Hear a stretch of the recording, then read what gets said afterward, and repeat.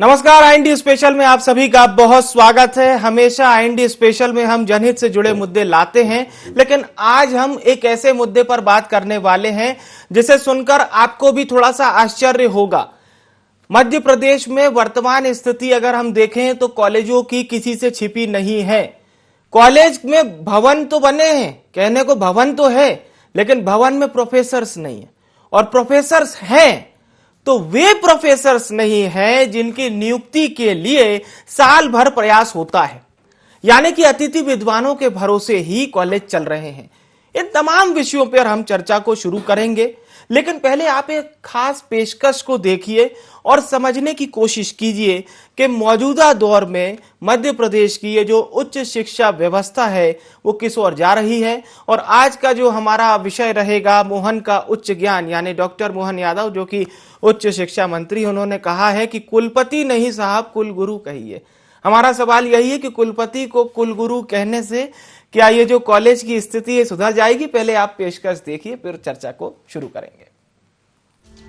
अंग्रेजी के मशहूर साहित्यकार शेक्सपियर ने कहा था कि नाम में क्या रखा है। गुलाब को चाहे जिस नाम से पुकारो गुलाब ही रहेगा। लेकिन मौजूदा वक्त में जिस तरह से नाम बदलने की सियासत जारी है, ऐसे में कहा जा सकता है कि नाम में ही सब कुछ रखा है। तभी तो मध्य प्रदेश के उच्च शिक्षा मंत्री मोहन यादव ने कुलपति का नाम बदलने की पहल कर डाली। मानो मंत्री मोहन यादव को लगता है नाम में ही सब कुछ है। जी हाँ, उच्च शिक्षा मंत्री मोहन यादव का बयान सामने आया है। कहा कि कुलपति पद का नाम बदलकर कुलगुरु जल्द किया जाएगा। हमारे यहाँ कुलपतियों को अब कुलपति न बोल करके कुलगुरु बोला जाए, और माननीय महामहिम की मौजूदगी में ये प्रस्ताव पारित किया है। राज्य सरकार इसमें अमेंडमेंट ला करके इस दिशा में आगे बढ़ेगी। भविष्य की दृष्टि से कुलपति की बजाय कुलगुरु बोला जाए। और वास्तव में कुलगुरु ये इतना अच्छा शब्द है, कई राज्यों में, महाराष्ट्र सहित कई राज्यों में पहले से कुलगुरु बोला जाता है। मध्य प्रदेश में भी निर्णय कर रहे हैं कि हम भविष्य में कुलपतियों को कुलगुरु के नाम से संबोधित किया जाए। इधर जैसे ही उच्च शिक्षा मंत्री मोहन यादव का बयान सामने आया तो कांग्रेस की तरफ से बयानों की झड़ी लग गई। पूर्व उच्च शिक्षा मंत्री जीतू पटवारी ने कहा कि नाम बदलने से कोई फर्क नहीं पड़ने वाला है, इससे मध्य प्रदेश का मस्तक उच्च शिक्षा में ऊंचा नहीं होगा।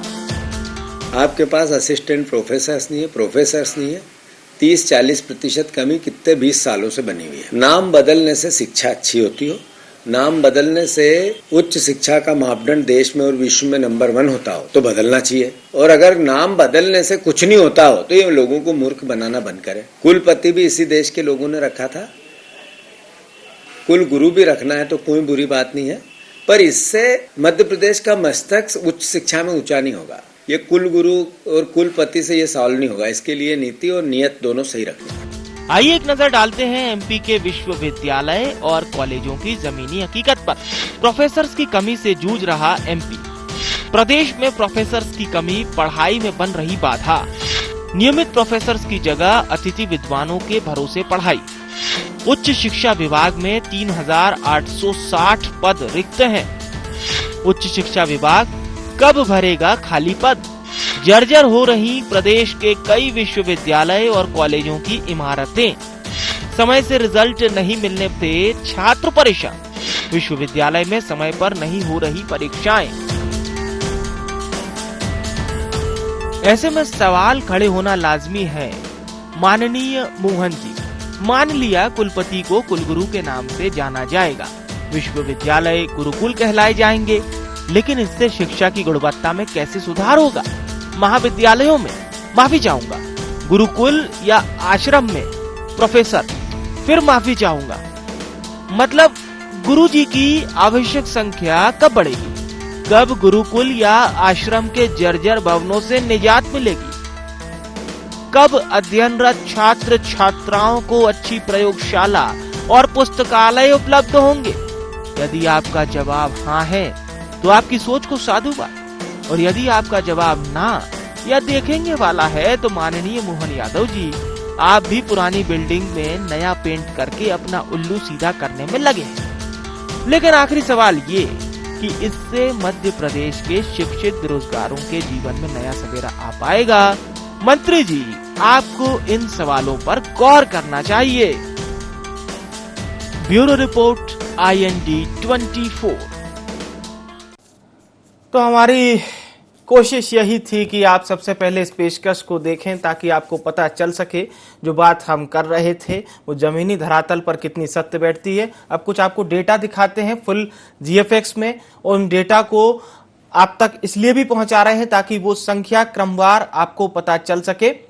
चलिए आपके स्क्रीन पर अब जो डेटा है सामने आप देख सकते हैं। मध्य प्रदेश के सरकारी कॉलेजों में प्रिंसिपल के 496 पद खाली हैं। ये डेटा इस समय आप अपने स्क्रीन पर देख पा रहे हैं। और प्रोफेसर के 3,997 पद खाली हैं, यानी 3 और जोड़ देंगे तो 4,000 हो जाएंगे ना, तकरीबन 4,000। स्नातक कॉलेजों में आ जाइए तो प्रिंसिपल के 96% पद खाली हैं स्नातक कॉलेजों में। 20 साल से भी ज्यादा समय से प्रोफेसर्स को प्रमोशन नहीं मिला। ये मध्य प्रदेश के हम आपको आंकड़े बता रहे हैं प्रोफेसर्स की कमी के। इंजीनियरिंग और पॉलिटेक्निक कॉलेजों की स्थिति भी खराब है, यानी वहां कोई अच्छी स्थिति नहीं है कि चलिए उच्च शिक्षा के बाद DT आ जाइए तो वहां ठीक होगा, नहीं। अब हम बताते हैं कॉलेजों में प्रशासकीय कार्य के चलते पढ़ाई प्रभावित होती है। जैसा कि आपको पता है, जाहिर सी बात है, पढ़ाने वाले प्रोफेसर को प्रशासकीय ड्यूटी में लगा दिया जाता है, पढ़ाई प्रभावित होना लाजमी है। सरकारी PG कॉलेजों में प्रिंसिपल के 98 पदों में से 84 पद खाली हैं। 98 पदों में से 84 पद खाली हैं। ये पूरे डेटा फिगर आपको बताए जा रहे हैं। केवल 14 पर ही प्रिंसिपल हैं, बाकी सभी जगह इंचार्ज बनाया गया है, यानी कि किसी व्यक्ति को ही प्रिंसिपल का एक मॉडल बना दिया जाता है। UG कॉलेजों की अगर हम बात करें तो 426 में से कुल 412 पद खाली हैं। ये UG कॉलेजों का है। प्रदेश में तकरीबन 5,000 अतिथि विद्वान पढ़ा रहे हैं। अतिथि विद्वान दरअसल प्रोफेसर्स की जगह पढ़ाते हैं, लेकिन अतिथि विद्वानों की एक अलग समस्या है, हालांकि वो उस विषय पर हम चर्चा करेंगे प्रदेश में। तो ये पूरे आपको हमने डेटा बताए। चलिए अब हम चर्चा को शुरू करते हैं ताकि वो डेटा जिस पर हम चर्चा करने वाले हैं आप तक सीधे तौर पर पहुंच जाए। हमारे साथ खास मेहमान जुड़ चुके हैं चर्चा में। शंकर लाल तिवारी जी भारतीय जनता पार्टी से कई दफा विधायक रह चुके हैं, हमारे साथ जुड़ चुके हैं। विवेक त्रिपाठी जी अध्यक्ष हैं मीडिया विभाग युवा कांग्रेस के। साथ ही साथ गौरव चतुर्वेदी वरिष्ठ पत्रकार और आशीष पांडे शिक्षाविद हमारे साथ जुड़ चुके हैं। शंकर लाल तिवारी जी, शायद आपको ये डेटा अच्छे नहीं लग रहे होंगे, क्योंकि जाहिर सी बात है आप लोग तो विकास की बहुत सारी योजनाओं के बारे में मैं आपसे सुनता रहता हूं, लेकिन उच्च शिक्षा विभाग के इन डेटा पर क्या कहिएगा? तिवारी जी, चर्चा की शुरुआत आपसे। नहीं, जो आपने बताया जिस ढंग से, निश्चित रूप से कहीं ना कहीं वो चिंता का विषय, पर अगर इसमें सरकार की जो काम है उनको अगर आप देखेंगे और संतुलन बनाने का काम करेंगे तो मैं सोचता हूँ संतुष्टि तो नहीं पर निराश होने जैसी और इतना हताश होने जैसी बात नहीं जैसी अपन कर। आपने कहा कि उच्च शिक्षा में ये जरूरतें हैं। तिवारी साहब बहुत वरिष्ठ जनप्रतिनिधि हैं आप, देर तक सुनिए तो मुझे जवाब देने दें। सुनिए तो तिवारी साहब, लेकिन आप कह रहे हैं कि इसमें चिंता करने जैसा नहीं है। मैं ये बात कह रहा हूँ। मोहन यादव जी कह रहे हैं कि चलिए हम, मैंने नहीं कहा कि चिंता करने जैसे। हाँ, मोहन यादव जी कह रहे हैं कि चलो कुलपति को कुलगुरु कहिए, लेकिन कुलगुरु हम भी कहेंगे। चलिए आचार्य आश्रम सब अच्छी बात है। करिए ना, अगर मूड हो तो मुझे भी बोल लेने दीजिए। चलिए ठीक है तिवारी जी, आप बोलिए। मैं आपके विषय को उत्तर दूंगा। चलिए बोलिए। विषय के बाहर एक शब्द नहीं बोलूंगा। बोलिए सर। मैं ये कह रहा था कि जो आंकड़े सामने आपने दिखाए उन आंकड़ों की दृष्टि से या जहां भवनों की बात आपने करी, निश्चित रूप से ये तमाम काम करने योग्य है और ये कहीं न कहीं प्रचलन में है। इनके लिए भी आर्थिक रूप से प्रयास किए जा रहे हैं। वर्तमान में अगर आप एक संतुलन बैठाएं तो मध्य प्रदेश के अंदर आज से 15 वर्ष 18 वर्ष पूर्व जो कॉलेजों जिसकी संख्या थी उसमें दोगुनी बढ़ोतरी हुई, ये दुगनी से थोड़ी कम हो सकती संख्या के कॉलेज की, जो अपन कॉलेज की संख्या बता। और जब दोगुनी बढ़ोतरी हुई है और तो निश्चित रूप से प्रोफेसर्स की कमी है। प्रोफेसर्स की कमी, चलिए आपने माना तो प्रोफेसर्स की कमी है। अब हम विवेक त्रिपाठी जी से जुड़ते हैं। हाँ, कुछ कह रहे हैं आप, बोलिए। आपने बोला है कि 4,000 प्रोफेसर के पद रिक्त है, पर सरकार ने कहीं न कहीं 5,000 से अधिक अतिथि शिक्षकों के माध्यम से है। और छात्रों की पढ़ाई ठीक है। कराने का भरपूर प्रयास किया है और कर रही आप ही ने बताया है। कहीं आपने कहा कि जी सर, जो डेटा है वही आपको जनता को बता रहे हैं। 3,997 में 3 जोड़ दो 4,000 होते हैं। 5,000 से ऊपर अतिथि शिक्षक पढ़ा रहे हैं। अब अस्थायी प्रोफेसर कैसे होंगे, कब होंगे, आपने बड़ा अच्छा विषय उठाया। पर इस विषय में एक बात पक्की समझिए कि प्रदेश के अंदर महाविद्यालयों का, भवनों का निर्माण मुझे लगता है कि निरंतर हुआ है।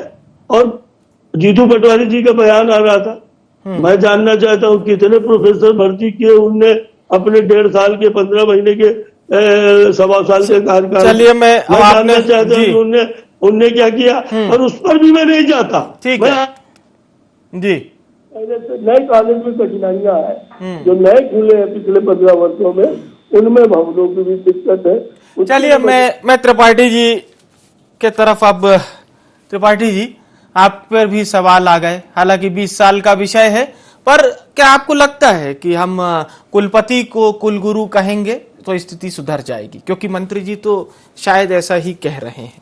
देखिए, निश्चित ही स्थिति सुधारने के लिए मंशा भी होनी जरूरी है। माननीय उच्च शिक्षा मंत्री जी की जो मंशा है, उस मंशा के विपरीत जाकर उनने जब चुनाव से पहले, जब वो मंत्री पद पे काबिज हुए थे, उन्होंने स्वीकारा था कि मध्य प्रदेश की उच्च शिक्षा की स्थिति आज बदहाल है, उसको सुधारने की दिशा में वो अपने कदम उठाएंगे और व्यवस्था में सुधार करेंगे। परंतु मंत्री बनने के बाद से अभी तक कोई भी ऐसा सशक्त कदम वो नहीं उठा पाए जिससे मध्य प्रदेश की उच्च शिक्षा की स्थिति में किसी प्रकार का कोई सुधार हो। जो कमियां है हम उनको दूर कर पाए। हम बार बार सुनते आ रहे हैं कि पिछले 18 सालों में भवन की स्थिति इसलिए नहीं सुधर सकी क्योंकि फंड्स की कमी है। मैं आपके माध्यम से, इस चैनल के माध्यम से दर्शकों को बताना चाहता हूं, वर्ल्ड बैंक के द्वारा जो फंड अवेलेबल मध्य प्रदेश को कराया गया है, उसका 90% भी मध्य प्रदेश सरकार खर्च नहीं कर पाई है। क्यों नहीं खर्च कर पाई है? क्योंकि कमीशन का खेल है। हायर एजुकेशन मिनिस्टर जिस तरीके से जो दावे करते थे मंत्री बनने के बाद में, वो अपने दावों में 100% विफल साबित हुए। आज करने को कुछ है नहीं, उनका बस चलता नहीं है। तो चलिए, नाम बदल के कहीं ना कहीं ध्यान आकर्षण अपनी तरफ कराना चाहते हैं कि हाँ, मैं भी मंत्री हूं। आपने मंत्री बनने के बाद में कहा था हम रास्ते खोलेंगे कि मध्य प्रदेश में छात्र संघ चुनाव होए, जो रिक्त पद है, प्रोफेसरों की भर्ती हो, चाहे प्रिंसिपल्स की भर्ती हो, हम उनको सुचारू रूप से वो भर्ती प्रक्रिया को शुरू करेंगे, जो कि एक बहुत बड़ी संख्या में रिक्त है। और अगर उन पदों पर नियमित भर्ती की जाती तो प्रदेश में जो बेरोजगारी की स्थिति है उसमें भी मैं समझता हूं कहीं ना कहीं सुधार होता। ना इंफ्रास्ट्रक्चर सुधार पाए, ना सिस्टम सुधार पाए, और पढ़ाई की स्थिति आज माननीय अभी जो तिवारी जी बता रहे थे कि नए कॉलेज खुले, निश्चित ही खुले। ये नए कॉलेज शासकीय नहीं खुले, ये कॉलेज खुले निजी कॉलेजों में जिस तरीके से बढ़ोतरी हुई है, निजी विश्वविद्यालयों में जिस तरीके से बढ़ोतरी हुई है, ये स्पष्ट रूप से दिखाता है कि मध्य प्रदेश के छात्रों का अब कहीं ना कहीं आकर्षण निजी विश्वविद्यालयों और कॉलेजों की प्रति है। वो दुगनी फीस देके वहां पे पढ़ाई करने के लिए मजबूर हैं, क्योंकि शासकीय कॉलेज और महाविद्यालयों में, विश्वविद्यालयों में सुविधाओं का अभाव है। चाहे वो पढ़ाई की व्यवस्था हो, चाहे वो खेल की व्यवस्था हो, चाहे वो लाइब्रेरी की व्यवस्था हो, किसी भी व्यवस्थाओं को फुलफिल करने में मध्य प्रदेश की भाजपा सरकार पूर्णतः विफल साबित हुई है। आज छात्रों की यहां पे ये स्थिति है। एकेडमिक कैलेंडर पूरी तरीके से बिगड़ चुका है। कुलपतियों का नाम बदलने से कुछ नहीं होगा, सिस्टम को बदलने की आवश्यकता। आज विश्वविद्यालय में अध्ययनरत 3 साल की डिग्री जो लेना चाहते हैं, उनकी डिग्री कहीं ना कहीं 3.5 साल की हो गई है, 4 साल की हो गई है। इसका सीधे रूप में जिम्मेदार विश्वविद्यालय प्रबंधन है, क्योंकि समय पर परीक्षाएं नहीं कराई जाती है, समय पर परीक्षा परिणाम नहीं दिया जाता है, जिसकी वजह से अन्य राज्यों की तुलना में मध्य प्रदेश का छात्र कहीं ना कहीं पिछड़ जाता है, और उसकी सीधी जिम्मेदारी मध्य प्रदेश की भाजपा सरकार की। हमारे साथ आशीष पांडे जी भी जुड़े हुए हैं, जो बताएंगे छात्रों की स्थिति और अतिथि विद्वानों की क्या स्थिति है। पांडे जी, शंकरलाल तिवारी जी तो कह रहे हैं कि अतिथि विद्वान भी कार्यरत हैं, लेकिन अब ठीक है, आप लोगों के मैं संघर्ष की ओर नहीं जाना चाहूंगा, पर इतना बताइए कि आप लोगों को जो जिम्मेदारी दी गई है और जिस प्रकार का आपको जो पे किया जा रहा है, क्या वो दोनों समानांतर है? क्योंकि सरकारें बदली है, लेकिन आप लोग की मुझे लगता है समस्या जस की तस है। आवाज आ रही है हमारी? जी बोलिए पांडे जी, आपकी आवाज आ रही है, बोलिए आप। विवेक जी नमस्कार। अभी जो कांग्रेस के थे और भाजपा के थे, दोनों लोगों के पदाधिकारियों को मैंने अभी सुना है और गहन तक साथ सुना है। पहले तो इसके लिए मैं आपको धन्यवाद देना चाहता हूं कि मध्य प्रदेश के प्रतिष्ठित चैनल में आज आपने ऐसे मुद्दे पर डिबेट रखा है जो लगभग 20-25 लाख युवाओं का नेतृत्व कर रहे हैं प्रोफेसर अतिश विद्वान महाविद्यालय के। तो इसके लिए पहले तो आपको धन्यवाद है। दूसरी बात, अपन एक मुद्दे पर आते हैं। जैसे अभी तिवारी जी ने कहा कि उच्च शिक्षा को अति विद्वानों से हम संचालित करवा रहे हैं। अति विद्वान व्यवस्था पिछले 25-26 वर्षों से चली आ रही, लेकिन अति विद्वानों के मुद्दे पर ही सरकारें बनती है, बिगड़ती हैं, लेकिन अभी तक अति विद्वानों के भविष्य को सुनिश्चित करने के लिए, अपनी नियमितीकरण करने के लिए कोई भी सरकार कदम नहीं उठाई है। अभी अपन कुछ दिन पहले अगर अपन पिक्चर में जाएं, कुछ दिन थोड़ा सा दिन पहले, तो चूंकि परीक्षा, प्रवेश, प्रबंधन, अध्यापन, मूल्यांकन, यहाँ तक कि नैक और ऊषा से संबंधित समस्त कार्य भी अति विद्वान करते हैं पूरी तन्मयता के साथ, जितना शासन का आदेश होता है।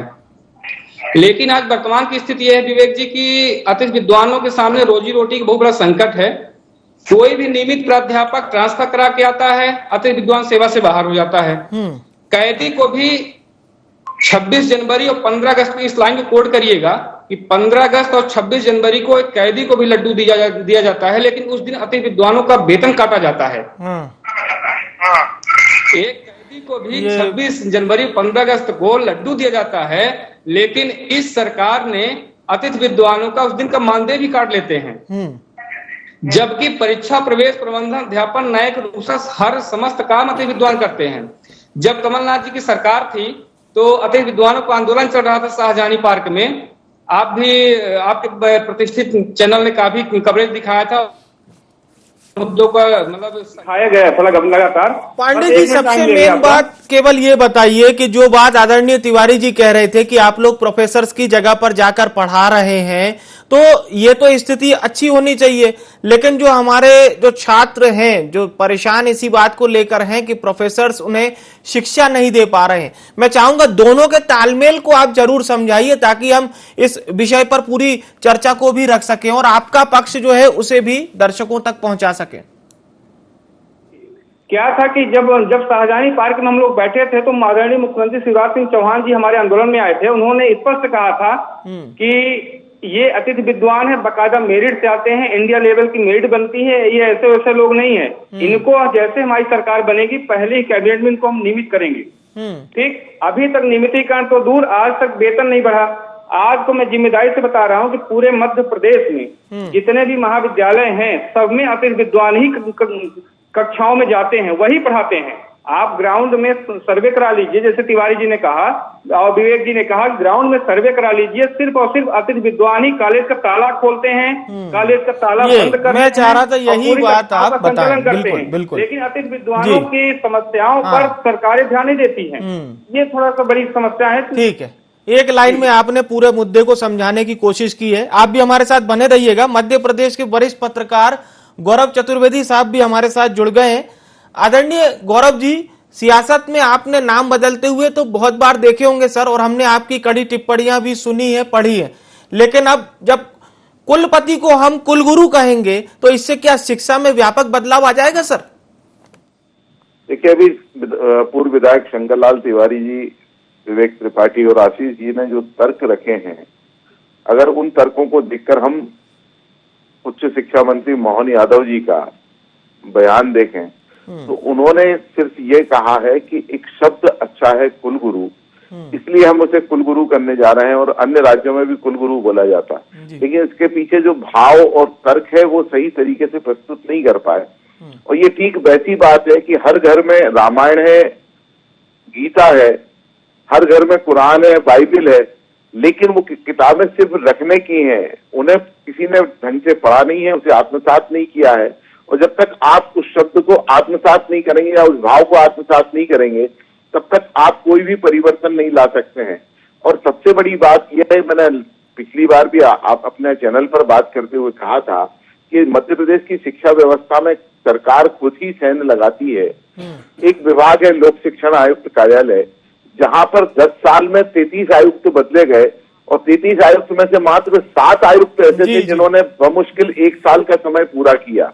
सारे आयुक्त जितने भी रहे बाकी 3 महीने, 4 महीने, 2 महीने का टर्नओवर लेकर अपना काम करके वहां से निकल लिए। आखिर क्या वजह रही? सरकार कैसे शिक्षा में सुधार कर पाएगी? सबसे पहले वल्लभ भवन, सतपुड़ा और डीपीआई को ठीक करने की जरूरत है। आप बिल्कुल, आपने बहुत अहम बात बताई है।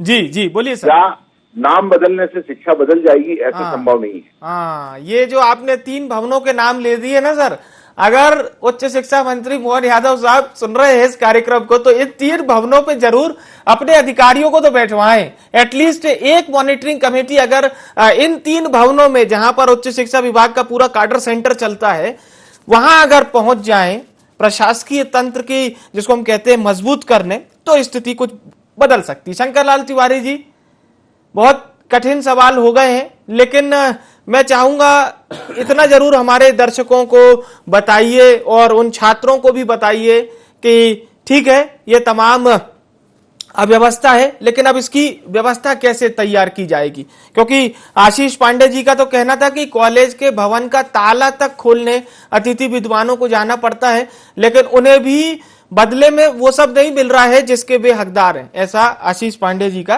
कहना था।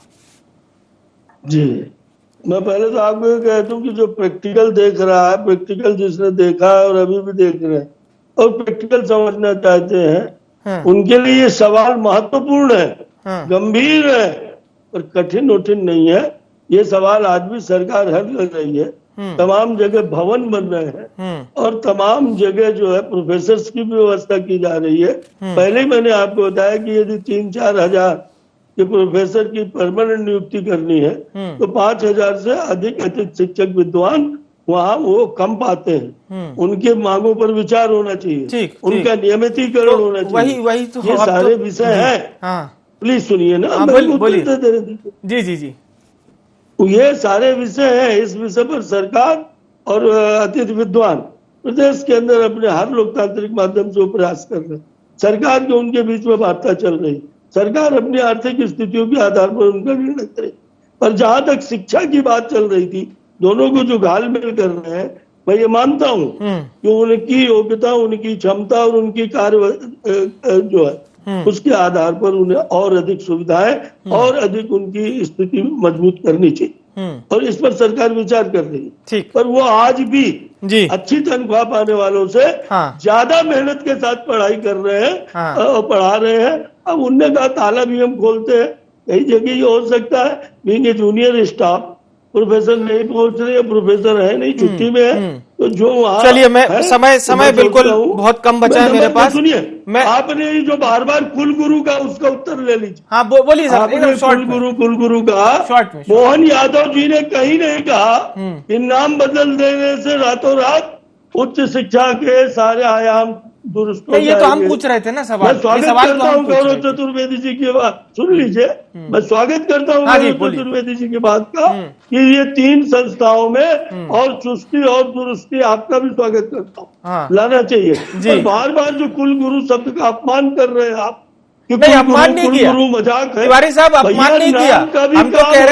हम तो कह रहे हैं संस्कृत से जोड़ने का काम है, नौजवानों को, छात्रों को गुरु और पति का अंतर समझाने का। नहीं तिवारी साहब, हमें तो पूरा स्वागत है। आप पूरी बात नहीं पढ़ाते, पूरे पाषाण विद्या को ले आइए, हम तो पूरा स्वागत करेंगे, लेकिन हम तो वर्तमान जो भिन्नताएं हैं उस पर सवाल कर रहे थे। चलिए मैं त्रिपाठी जी से एक फाइनल जवाब ले लेता हूँ, समय बिल्कुल इजाजत नहीं दे रहा है। Tripathi ji final call. रणजीत तिवारी जी, किसी भी तरीके का कोई अपमान नहीं किया है और हम तो जानते हैं कि माननीय मोहन यादव जी के पूरे कार्यकाल में बताने वाली बात, वो जब अपने अचीवमेंट बताएंगे तो दो ही बता पाएंगे। एक तो मैंने कुलपतियों का नाम बदला, दूसरा जब उपाधि लेने आते हैं तो गणवेश बदला। इसके अलावा किसी भी तरीके का उन्होंने बदलाव उच्च शिक्षा के क्षेत्र में नहीं कर पाए हैं। आज मध्य प्रदेश की उच्च शिक्षा व्यवस्थाओं को दुरुस्त करने की आवश्यकता है, आपने भी स्वीकारा। रिक्त पद है उनको भर्ती करने की आवश्यकता है, 3 जगहों को सुधारने की आवश्यकता है। तो भैया सरकार में तो आप ही, कौन सुधारेगा? आप कह रहे हैं जब आवश्यकता है, तो ये सुधार कब होंगे? क्या सरकार जाने के बाद होंगे? आपको सुधार आज से करना पड़ेगा। वो सुधारने की जगह आप नाम बदलने पे लगे हो, तो कहीं ना कहीं ये दिखाता है कि प्रदेश की जो शिक्षा व्यवस्था है उस पर पूरी तरीके से पकड़ मोहन यादव जी की नहीं है और वो मैं समझता हूं सक्षम भी नहीं है कि शिक्षा व्यवस्था को सुधार सके। चलिए मैं पांडे जी से आखिरी प्रतिक्रिया ले लेता हूं। आशीष पांडे जी, आपकी आखिरी प्रतिक्रिया। आशीष पांडे जी, आपके प्रतिष्ठित चैनल के माध्यम से ये आग्रह है कि सरकारें भर्ती करें, हमको भर्ती से गुरेज नहीं है, लेकिन शहडोल यूनिवर्सिटी जैसे भर्ती ना हो जाए। शहडोल यूनिवर्सिटी जैसे भर्ती न हो जाए प्रोफेसर की, तो ये चूंकि वर्तमान समय में मध्य प्रदेश में शिवराज सिंह चौहान आप भी बहुत कुशल और विद्वान प्रवक्ता हैं, बहुत एक सेंटेंस में पूरी बात अपनी रख देते हैं। बिल्कुल। गौरव चतुर्वेदी साहब, आपकी एक अंतिम प्रतिक्रिया सर, फिर इस कार्यक्रम का समापन। जिस प्रकार मध्य प्रदेश सरकार कुलपति से कुलगुरु नाम परिवर्तन करने जा रही है, तो मध्य प्रदेश सरकार को सलाह है कि शराब को भी सोमरस के तौर पर परिवर्तित कर दे, जिससे उसके अच्छे गुण मध्य प्रदेश की जनता को मिलने लगेंगे। अगर सरकार ये सोचती है तो ये लेना ज्यादा उचित होगा। आपकी सार गर्भित पंक्ति के साथ इस कार्यक्रम का समापन। सभी सम्मानित जनों का बहुत बहुत शुक्रिया। सवाल यही था कि नाम बदलने से क्या स्थिति बदल जाएगी, यही सवाल था। किसी को भी हमने कोशिश नहीं की अपमानित करने की। सवाल यही था कि नाम बदलने से वर्तमान स्थिति कैसी बदली जाएगी, वो भी तब जब इतने ज्यादा गड्ढे पड़े हों। गड्ढे आप समझ गए होंगे जो हमने ग्राफिक्स दिखाने की कोशिश की थी। सवाल यही था। अब देखते हैं इसका जवाब कब तक मिलता है। IND स्पेशल में इतना ही। मुझे यानी विवेक को दीजिए इजाजत। नमस्कार।